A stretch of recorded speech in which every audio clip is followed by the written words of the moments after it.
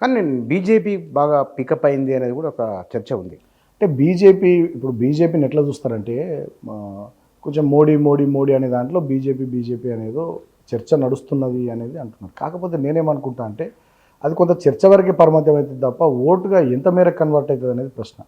వాళ్ళు గెలిచేంత కన్వర్ట్ డెఫినెట్గా కాదు. ఎందుకంటే ఏం చేసిందని మోడీ ప్రతి ఒక్కరికి 15 లక్షలు ఇస్తానని ఇచ్చిండా, సంవత్సరానికి 2 కోట్ల ఉద్యోగాలు ఇస్తానని ఇచ్చిండా, అసలు 2022 వరకు ఇల్లు లేని మనిషి ఉండడు, కుటుంబం ఉండదు అన్నది అయిందా, రైతుల ఆదాయం రెట్టింపు చేస్తామన్నారు చేసిర్రా.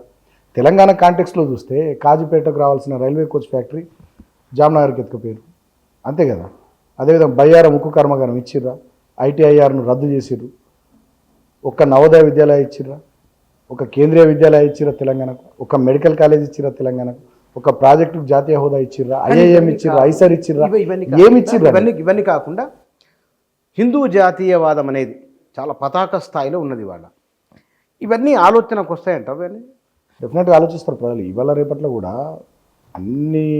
అందరి ఇళ్లలో అన్ని ఊర్లలో చదువుకున్న పిల్లలు బాగా ఉన్నారు. ఇవాళ దేశవ్యాప్తంగా కూడా ఒక చర్చ నడుస్తున్నది.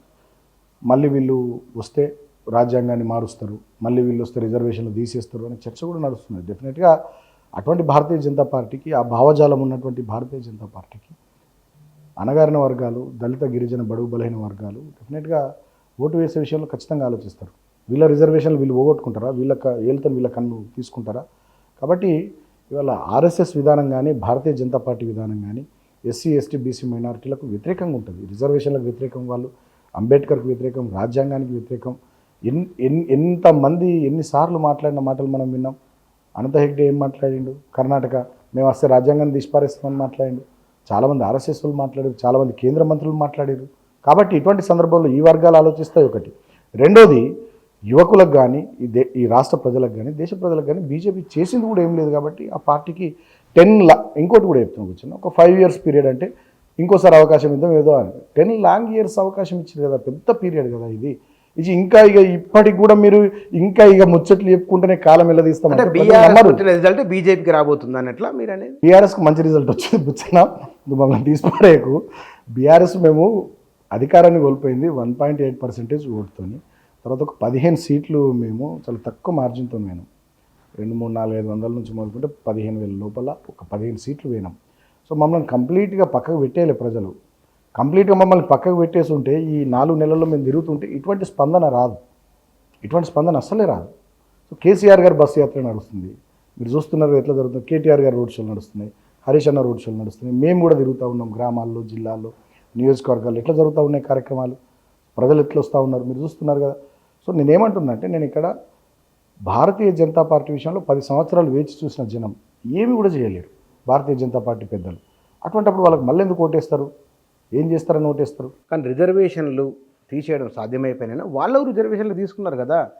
ఎకనామికల్ బ్యాక్వర్డ్ అనే దాంతో ఆ పేరుతో వాళ్ళు రిజర్వేషన్ తీసుకున్నప్పుడు ఒక రిజర్వేషన్ పోతే వాళ్ళ రిజర్వేషన్ పోతుంది. పైగా ఆ రిజర్వేషన్ చాలా బెనిఫిట్ ఉంది వాళ్ళకి.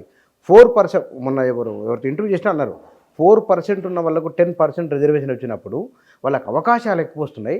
అవకాశాలను ఎందుకు ఎవరైనా వదులుకుంటారు, ఎందుకు తీసేస్తారు రిజర్వేషన్? అది అంటే మనం ఇక్కడ మూలాల్లోకి పోయి లోతుల్లోకి పోయి చర్చించాల్సినటువంటి అవసరం ఉంది. ఆర్ఎస్ఎస్ భావజాలం కానీ Bharatiya Janata Party political face of RSS, అంతే కదా. Political face of RSS is Bharatiya Janata Party. So వాళ్ళ మూల సిద్ధాంతము వాళ్ళదంతా కూడా ఏ సిద్ధాంతాలకు అనుగుణంగా ఉంటుంది, ఏ వర్గాలకు అనుగుణంగా ఉంటుందో మనకు తెలుసు. సో వాళ్ళు మొదటి నుంచి రిజర్వేషన్లకు వ్యతిరేకం, వాళ్ళు మొదటి నుంచి కుల వివక్షను ప్రోత్సహించేటోళ్ళు, వాళ్ళు మొదటి నుంచి ఈ వర్ణ వివక్ష ఉండాలని కోరుకునేటోళ్ళు, వాళ్ళు మొదటి నుంచి మను సిద్ధాంతాన్ని ఆచరించేటోళ్ళు.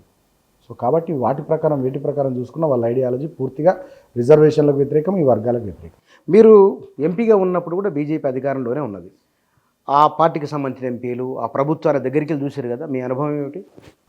వాళ్ళు ఎప్పుడైనా ఒకటే రకంగా ఉన్నారు.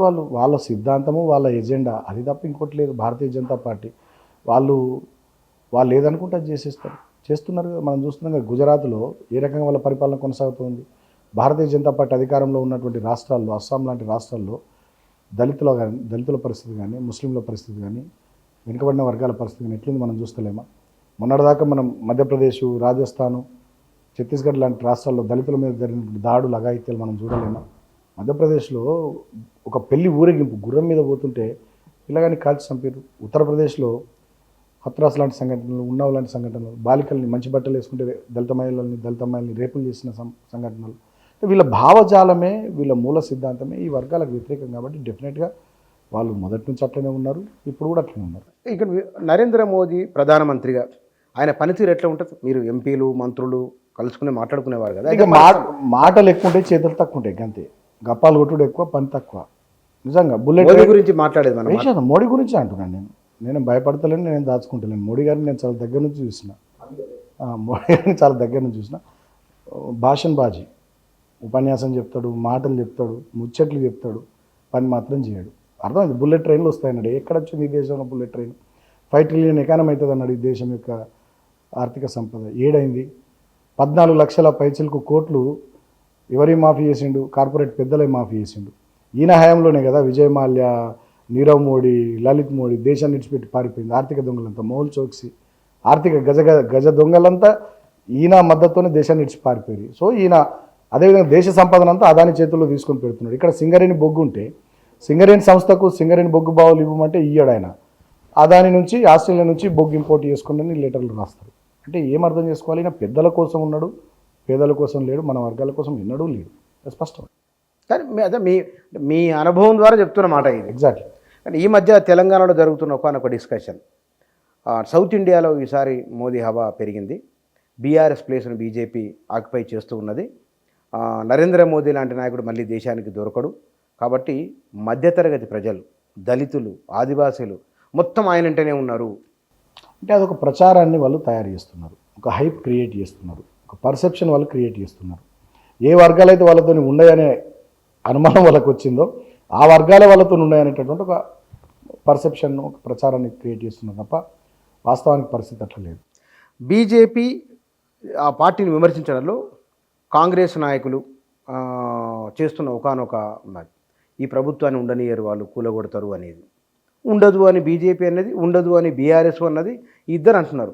అసలు ప్రభుత్వం ఉంటుంది ఉండదు అనే చర్చ ఎందుకు వస్తుంది? ఏర్పడే 5 నెలలు కూడా కాలేదు, 6 నెలలు కాలేదు. వాళ్ళ లోపలనే చాలా గ్రూపులు ఉన్నాయి కదా. ఇంతకుముందు రేవంత్ రెడ్డి గారికి పీసీసీ ప్రెసిడెంట్ వస్తే కోట్ల రూపాయలు ఇచ్చి కొనుక్కొచ్చుకున్నారని కోమటిరెడ్డి రాజగోపాల్ రెడ్డి, వెంకటరెడ్డి ఇద్దరు తిట్టారు. సో అదేవిధంగా మిగతా సీనియర్లంతా చాలామంది అలకం ఉండేది. మనకు ఆ విషయాలన్నీ కూడా తెలుసు. అంతేందుకు మొన్న కూడా సీట్ల పంపకాలు, పార్లమెంట్ సీట్ల పంపకాలు బెంగళూరుకు, ఢిల్లీకి ఎన్నిసార్లు తిరిగారు, సీట్ల పంపకాల్లో ఎంత మనస్పర్ధలు వచ్చినాయి అనేది అందరికీ తెలుసు. ఇవాళ కూడా నేను పొద్దున పేపర్లు చూస్తే పేపర్ యార్డ్లో బట్టి గారి ఫోటో, ఒక దళిత బిడ్డ ఉప ముఖ్యమంత్రి బట్టి గారి ఫోటో ఎగరగొట్టేసారు. వాళ్ళ ప్రభుత్వం వాళ్ళ ఇష్టం. అదే అందుకని చిన్నపీటలు వేస్తారు బట్టికి, పేపర్లలో ఫోటోలు ఎగ్గొడతారు, వాళ్ళ డ్రైవర్ని పట్టుకొని కొడతారు పోలీసు వాళ్ళు, వాళ్ళ మీద చర్యలు ఉన్నాయి. ఇంత అవమానకరంగా ఒక డిప్యూటీ సీఎం విషయంలో ఇంత జరుగుతూ ఉంటే వాళ్ళ మనసు ఎంత రగిలిపోతుంటే, వాళ్ళ కుటుంబ సభ్యులను కానీ, వాళ్ళ అనుచరులను కానీ, వాళ్ళ సానుభూతి పర్లేదు కానీ, వాళ్ళ డిప్యూటీ సీఎం స్థాయికి పోతే ఆయనకు తెలియదు ఈ బాధలను ఆయన పరిష్కరించుకోలేదు. శాతం అంటే ఇదే అంటున్నా, వాళ్ళ లోపలనే ఇన్ని గొడవలు ఉన్నాయి, ఇన్ని గ్రూపులు ఉన్నాయి, ఇన్ని గుంపులు ఉన్నాయి. కాబట్టి ఎవరెప్పుడు ఏం చేసుకుంటారో ఏం తెలియదు అని చెప్పి మేము అంటున్నమాట.